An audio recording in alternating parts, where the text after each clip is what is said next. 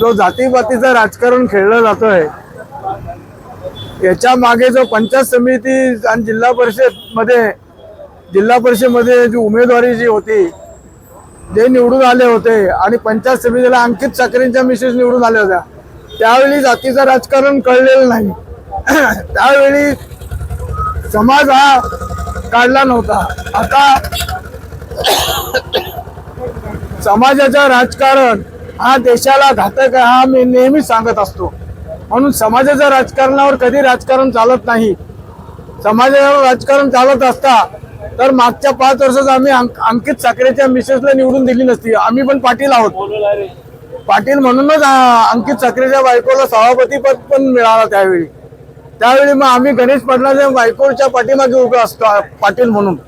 पण समाजाचं राजकारण कधी, जातीपाती राजकारण कधी राजकारणात चालत नाही आणि तो जास्त दिवस टिकत पण नाही.